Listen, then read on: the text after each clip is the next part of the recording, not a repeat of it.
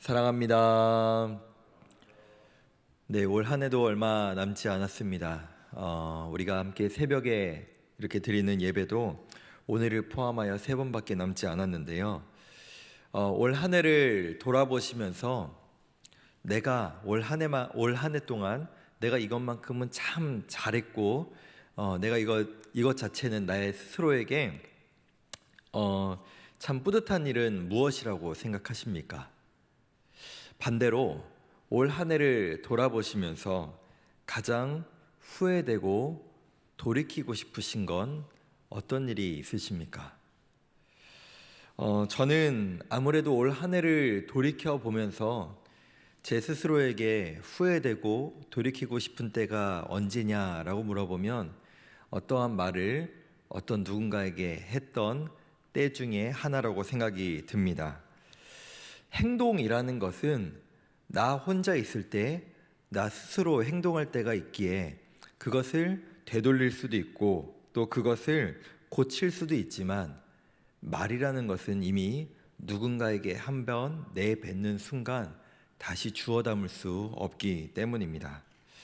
그래서 이런 생각이 들 때가 있습니다. 내가 이 말을 하지 말았어야 됐는데, 내가 이렇게 표현하지 말았어야 됐는데, 내가 왜 이 말을 했을까라고 하는 후회가 몰려올 때가 있습니다. 오늘 본문도 그 말에 대해서 오늘 우리에게 가르침을 주고 있습니다. 보통 우리가 누군가에게 칭찬을 하거나 격려를 하거나 응원하는 말을 한 것에 대해서 후회하는 경우는 아마 잘 없을 거라 생각이 듭니다. 그러나 내가 상대방에게 때로는 필요한 말이라고 생각해서 한 말일지라도, 또는 누군가에게 훈계 또는 직언을 했을지라도 받아들이는 사람이 그 말에 상처를 받고 그 말로 인하여 마음이 어려워한다면, 또 더 나아가서 누군가를 비난하거나 또는 내 감정에 따라 누군가에게 한 말에 대해서는 우리가 후회하고 내가 그렇게 하지 말았어야 됐는데 라고 하는 생각이, 후회가 몰려올 때가 분명히 있습니다. 사실 잠언뿐만이 아니라 성경의 많은 부분에서는 이 말에 대해서 언제나 조심하라고, 이 말에 대해서 정말로 내 입을 잘 다스려야 된다고 여러 부분에서 말하고 있습니다. 성경은 왜 이렇게 우리 성도들의, 믿는 자들의 말에 대해서 이렇게 강조하고 조심하라고 하는 것일까요? 우리의 생각과 우리 마음 속에 있는 것들이 밖으로 표출되는 것이 말이기 때문일 겁니다. 야고보서에서도 이런 표현이 있습니다. 한 입에서 찬송과 저주가 함께 나올 수 없다. 샘의 한 구멍에서 단물과 쓴물이 함께 나올 수 없듯이 우리 입을 통해서 성도의 어떤 마음의 중심이 하나님인지 그렇지 않은지를 표현할 수 있는 것이 바로 말이라고 말하고 있죠. 그렇기에 이 말하는 것은 너무나 중요합니다. 그러나 우린 너무나 잘 알고 있습니다. 우리의 입을 다스리는 것이, 내가 충분히 고민하고 생각하고 내 앞을 내다보면서 말하는 것이 얼마나 어려운지 우리는 너무나 잘 알고 있습니다. 이런 생각을 해봅니다. 제가 얼마 전에 우리 고3 아이들과 졸업여행을 가서 이런 이야기들을 했습니다. 아무래도 내가 목회자이기 때문에 내 생활과 또 내 입을 잘 다스리고 절제하는 것이 때로는 너무나 어려울 때가 있다. 그래서 운전할 때도, 그리고 이 후곡마을을 돌아다닐 때도 참 조심하게 된다라고 하는 표현을 한 적이 있는데, 또 한편으로는 이런 생각이 들었습니다. 잠언을 쓴 이 솔로몬이나 또는 사도 바울이나 예수님께서도 2023년에 이 대한민국에서 운전을 몇 시간만 해보시면 이 입을 다스리는 게 얼마나 어려운 것인지 잘 아실 텐데, 이런 생각을 한번 해보기도 합니다. 그러나 오늘 본문은 계속해서 반복하여 선한 말과 악한 말을 대조하면서 우리에게 정말로 하나님이 원하시는 선한 말, 진실될 말을 하는 것이 얼마나 중요한지 강조하고 있습니다. 그 중에서도 16절은 먼저 미련한 자는 분노를 나타내거니와 슬기로운 자는 수욕을 참는다라고 말합니다. 오늘 본문들을 살펴보며 참 성경이 말하는 진리와 세상이 말하고 있는 강조하는 부분은 참 대조되는구나라는 생각을 많이 합니다. 특별히 요즘 세대 같은 경우에는 이런 표현들을 많이 사용하죠. 너의 감정을 숨기지 말아라. 너의 감정을 정말로 너가 생각나는 대로, 너가 하고 싶은 대로 표출해야 된다라고 말하는 시대가 요즘 시대입니다. 그렇기에 내 감정을 숨기지 않고 표출하고 표현하는 사람에 대해서 때로는 깨어있는 사람이다, 정말 자신감 있는 사람이다, 용기 있는 사람이다 라고 표현하기도 합니다. 오히려 화내지 않고 분노하지 않고 참는 사람에 대해서 어리석다고, 바보 같다고 그렇게 표현하기도 하죠. 그러나 우리는 그 세상이 강조하는 부분이 얼마나 어리석고 내 눈앞에 있는 것만 보는 사람인지 우리 너무나 잘 알고 있습니다. 참 어리석은 모습이죠.